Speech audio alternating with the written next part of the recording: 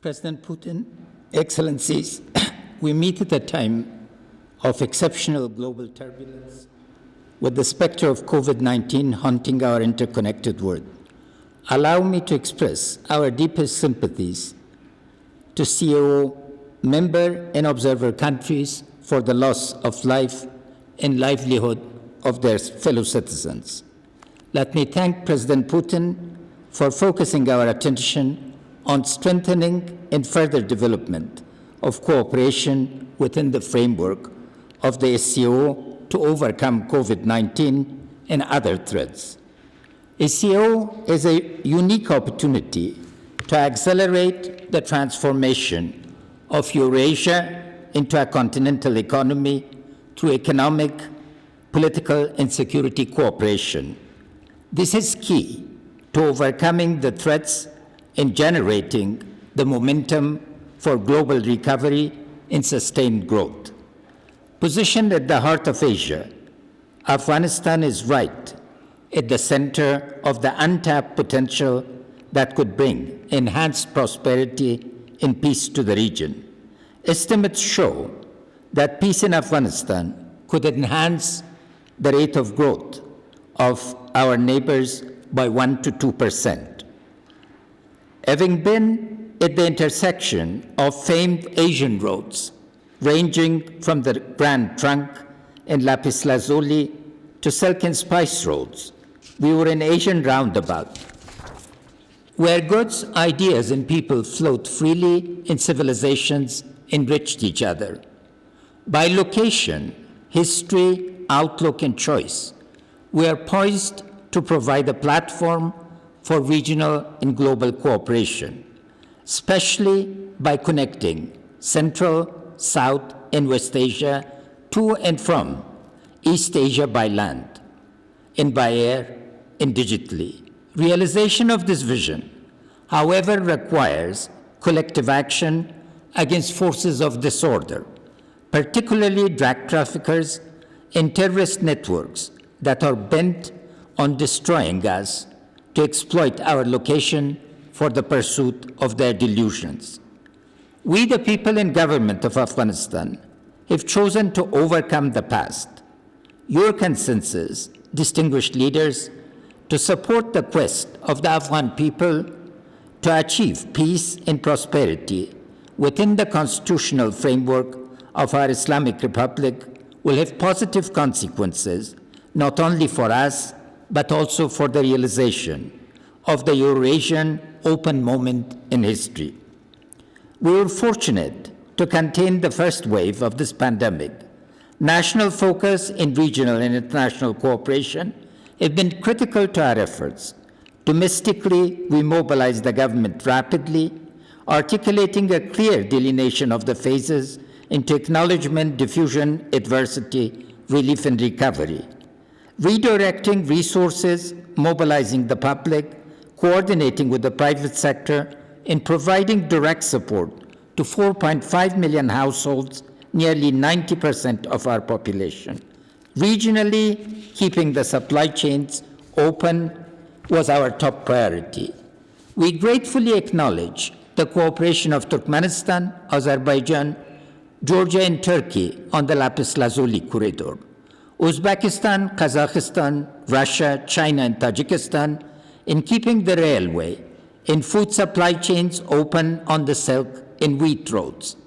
India provided over 100,000 tons of wheat at a critical time when markets were jittery through the Chabahar corridor and kept the air corridor open. Iran opened its transport corridors and offered free medical assistance to Afghan refugees, resulting in a very significant slowdown in the flow of returnees. Pakistan gradually opened the transit, introduced a more liberal visa regime. These timely actions enabled the markets to fully function, allowing for delivery of basic goods, particularly food, across the country. We also gratefully acknowledge international support, particularly of the Asian Development Bank, the European Union, IMF, the World Bank, the US, and other partners for our health sector. We look forward to expanding this cooperation. And we look very much forward to working with SCO on containing the second wave. We are poised to accelerate large projects of regional connectivity and commence new ones. CASA 1000, the Khawaf Herat Railway, Akina Khoi Railway, TAP fiber optics, and the 1,000 megawatts project from Uzbekistan to Afghanistan will all start construction in Afghanistan or be completed next year. We will be seeking joint financing with Uzbekistan for the Mazar-Kabul Railway and expand our railway network significantly. We've signed a memorandum of understanding with Fortescue Metals Group to transform Afghanistan into a center of green industry through production of 20,000 megawatts from hydro and use it to produce zero-emission steel and other products from an estimated 1 trillion mineral resources. We are also poised to develop 70,000 megawatts from wind and 220,000 megawatts from solar. Multi-alignment, whereby we enhance our alignment of interest with all our regional and global partners, but avoid becoming a party to their disagreements and disputes, is the guiding principle of our foreign policy. Mutual interest, respect, and trust will enable us to achieve the end state of a sovereign, united, peaceful, and democratic Afghanistan, capable of expanding the gains of the past 19 years. To realize this objective, we must face the evolution of violence and warfare. We are living and dying inside the fifth wave of global terrorism, in which global terrorist networks are closely linked with global criminal organizations, particularly drug and human traffickers, making warfare totally unconventional and peace-building even more challenging. We are ready and able to expand our cooperation with the SCO members and observers in counterterrorism and counter-narcotics. Although our Air Force, commandos, and special forces account for 10% of our national security and defense forces, we spend 48% of our resources on them. Their capacity and capability is such that 98% of counterterrorism operations are now Afghan-led. We are proud that we have dealt with threats against our and your countries consistently and decisively. State-to-state cooperation within a regional and global framework is key to dealing with all terrorist networks attempting to disrupt peace, progress, and cooperation. Dealing with the threat of narcotics of concern to every parent and family requires a framework where the responsibilities of producers, processors, suppliers or precursors, transit hubs, traffickers, financiers, and consumers are clearly delineated. As drug addiction has become a serious problem in our own society, we are ready to deal with this regional and global challenge with a true sense of urgency. Though we are facing multiple forms of turmoil, peace remains our most urgent and important priority. As a state and society, we have demonstrated the commitment, compassion, and courage to make hard decisions to start direct talks and negotiations with the Taliban. Unfortunately, not only the promised reduction of violence and comprehensive ceasefire has not been realized, but the violence by the Taliban is increased substantially. The inhuman attack on Kabul University, regardless of who claimed responsibility, is a symptom of the cult of violence and reliance on drug production and smuggling of our natural capital and cultural heritage as a source of funding that requires a reality check. The principles of equal rights of citizens in a republic enshrined in our Constitution establish the ground for a peaceful integration of the Taliban into the polity, economy, and society of a democratic Afghanistan.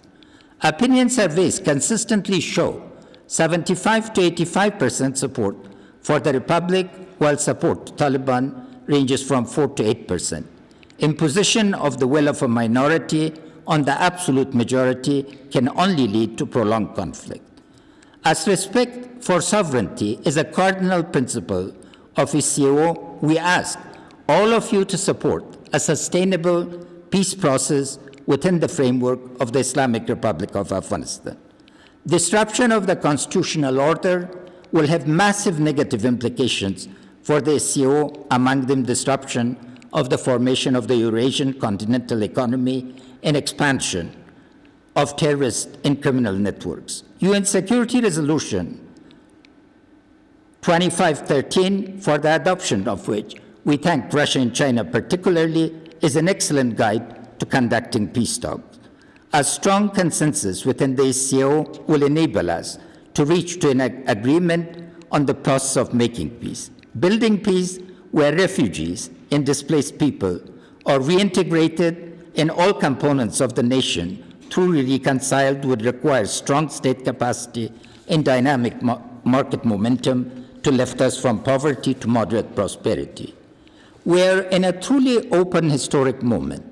Our 4 decades of suffering, particularly for our women and children, can end.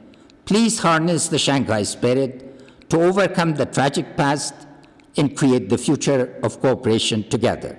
I congratulate President Rahman on assuming the presidency of SCO and thank again President Putin for the excellent coordination. Thank you.